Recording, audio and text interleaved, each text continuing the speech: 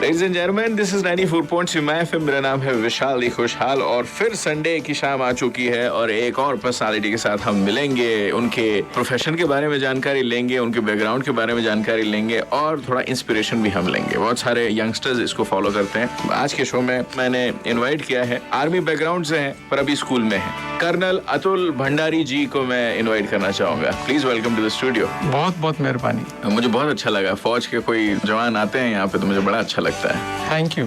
और आप तो 23 साल फौज में सेवा दे चुके हैं। जी हाँ। तो बड़ी बातें करेंगे आज के शो के अंदर। जरूर करिए, बड़ी खुशी होगी।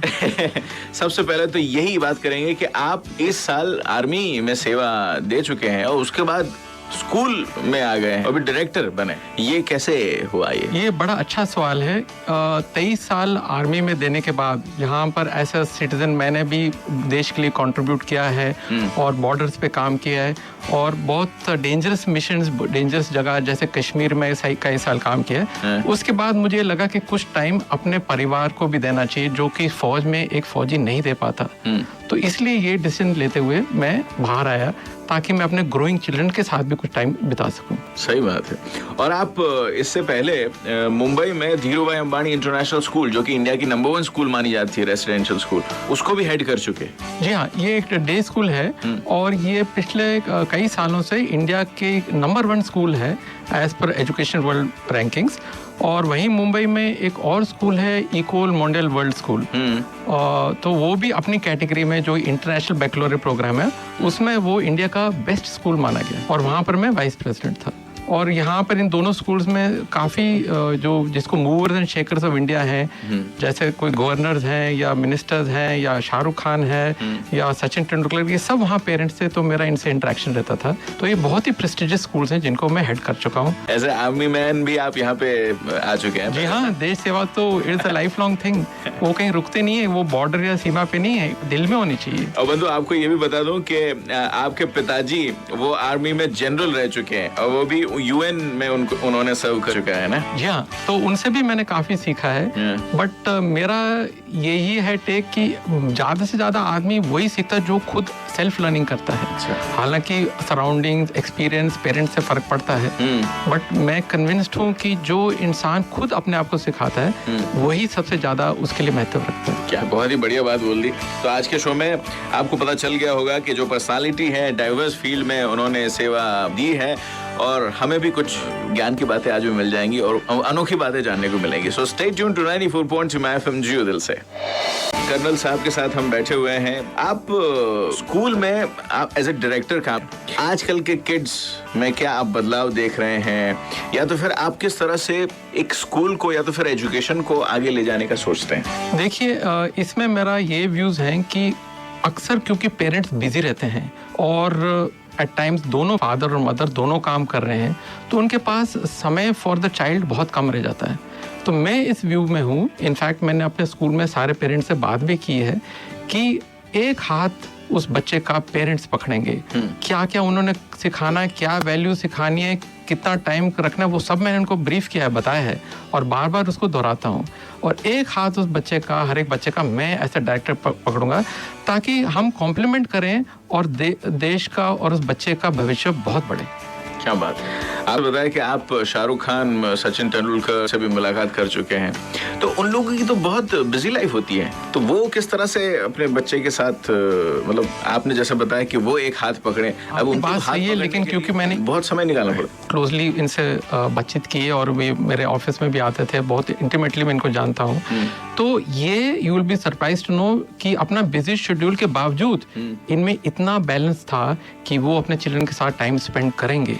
अक्सर ये लोग जो हैं मुंबई के मूवर्स एंड शेकर्स, जो वो मेरे स्कूल में थे पेरेंट्स, वो कई बारी अपने बच्चों को लेकर के छुट्टी जाते हैं इन द ब्रेक, जहाँ कोई मोबाइल नहीं, कोई लैपटॉप नहीं, कोई इंटरनेट, ताकि वो अपना क्वालिटी लाइफ अपने बच्चों के साथ स्पेंड कर सकें। ये शाहरुख खान ने भी कई बार किया है, सचिन ने कई बार किया और बाकी पेरेंट्स ने भी किया है। तो ये दिखाते हैं कि उनकी लाइफ में वो बैलेंस है और ये जरूरी भी है। और एक अच्छी बात है कि आप एक स्कूल को डायरेक्ट कर रहे हैं इसी फॉर्मूला के साथ, बहुत ही बढ़िया। आगे और भी बातें करेंगे। जब आपकी कश्मीर में पोस्टिंग हुई और आप जैसे बता रहे थे कि आपकी पत्नी उस टाइम पे इतनी प्रिपेयर नहीं थी, तो वो किस्सा मैं जानना चाहूंगा। बंधु 94.5 एफएम पर स्टे ट्यून्ड। बंधु इतवार की शाम और कर्नल साहब से हम वार्तालाप कर रहे हैं। एज ए डायरेक्टर स्कूल में बच्चों का अच्छा मार्गदर्शन कर रहे हैं, पर एज एन आर्मी मैन उन्होंने अच्छी सेवा दी है। कश्मीर में जब आपकी पोस्टिंग हुई सर, मैं वो किस्सा जानना चाहूंगा, क्योंकि एक आम आदमी ये जानना चाहता है कि उस टाइम पे वो सोल्जर के दिमाग में क्या चल रहा होता है, उसके परिवार के दिमाग में क्या चल रहा होता है। जब मेरी पोस्टिंग आई थी कश्मीर में, उस टाइम में मध्य प्रदेश में एक जगह है माऊ, तो मेरे पास ऑर्डर आया, हमारा जो सिग्नल बोलते हैं, जो टेलीग्राम फौज में उसको सिग्नल बोलते हैं, कि कर्नल भंडारी आपका पोस्टिंग हो गया है इस यूनिट में। वो यूनिट का लोकेशन नहीं आता है क्योंकि वो थोड़ा कॉन्फिडेंशियल रखा जाता है। तो मैंने पता लगाया, हमारे एक दोस्त थे, एक सीनियर ऑफिसर दिल्ली में, तो उन्होंने बोला ठीक है मैं आपको चेक करके बताऊंगा। उन्होंने बोला कि आपकी यूनिट इस जगह पर है और कल पर वहाँ पर एक मेजर गणेश मडप्पा उनकी मौत हुई है, तो वहाँ वैकेंसी है, उसी जगह आप जा रहे हैं। अच्छा। और वो बाय द वे बहुत हॉट जगह है, हॉट मतलब कि बहुत ही डेंजरस जगह है, बहुत ही वहाँ पर हमारे कैजुअलिटीज हो रही हैं, तो आपको वहाँ अगले 15 दिन में वहाँ पहुँचना है। तो इस टाइम पर मैंने क्या किया, एक पेज के ऊपर पूरा अपना लिखा कि भाई मेरा बैंक अकाउंट कहाँ है, मेरे मतलब ये LIC पॉलिसी कहाँ है, और कुछ और विचार, और वो मैंने एक फाइल में रख करके बैठ गया।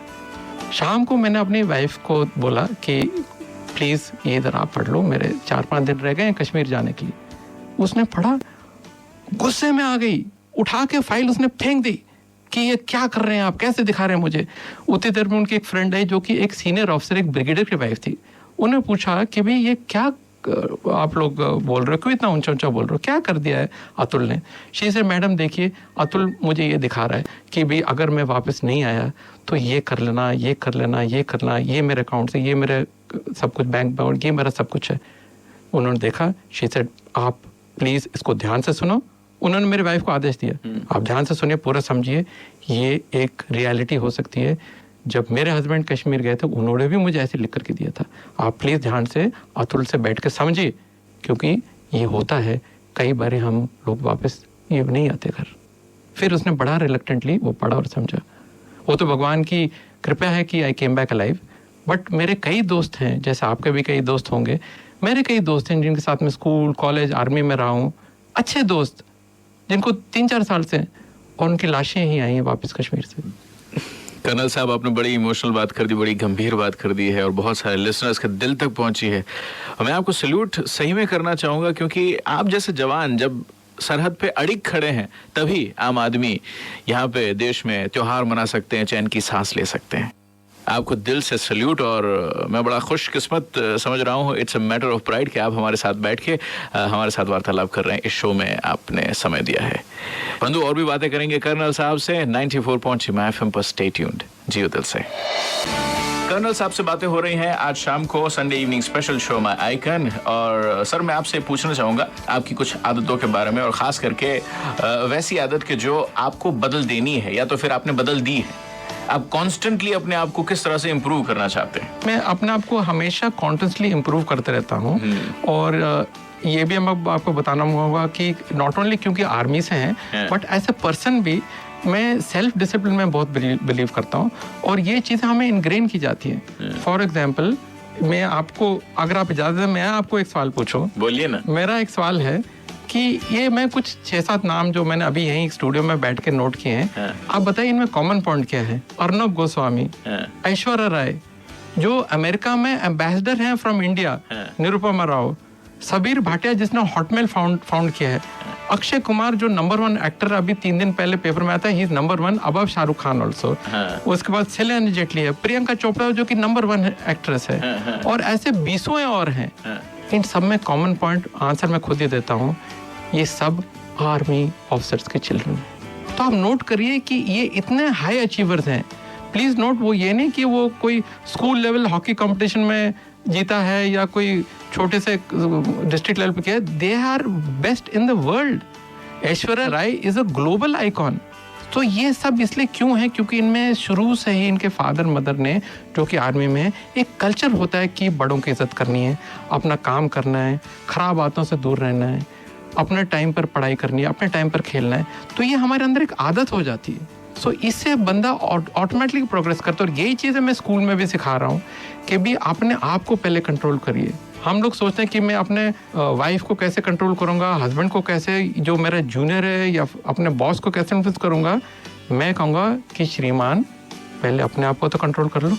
कर्नल साहब, आप आर्मी में रह चुके हैं, आप मोटिवेशनल स्पीकर भी हैं, तो अभी मौका मिला है तो मैं आपसे पूछना चाहूंगा ऐसी 3 चीजें जो आम आदमी को फॉलो करनी चाहिए। देखिए, सबसे पहले तो मैं कहूँगा कि हमें ये पता होना चाहिए कि हमारा पर्पस ऑफ लाइफ क्या है। मैं एक कोटेशन में बिलीव करता हूँ, the purpose of life is a life of purpose. जिंदगी का मकसद होना चाहिए कि हमारी जिंदगी में कोई मकसद है तो क्या है, हमें पता होना चाहिए। क्यों ऊपर वाले ने हमें यहाँ पर भेजा है? Is it only to enjoy? मैं ये नहीं कह रहा एंजॉयमेंट खराब है, बट हमारा पर्पस क्या, हम मिशन क्या है लाइफ में, कुछ तो उसके ऊपर सोच विचार करना चाहिए। दूसरा है कि भी हम बाकियों के लिए क्या कर सकते हैं। अपने लिए तो सभी जीते हैं, दूसरों के लिए जीना जिंदगी का नाम है।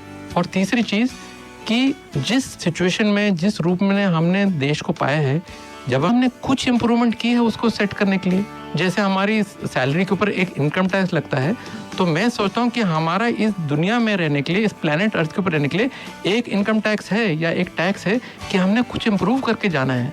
इसे यूज़ करके नहीं, वो तो अलग बात है, बट हमने कंट्रीब्यूट क्या किया।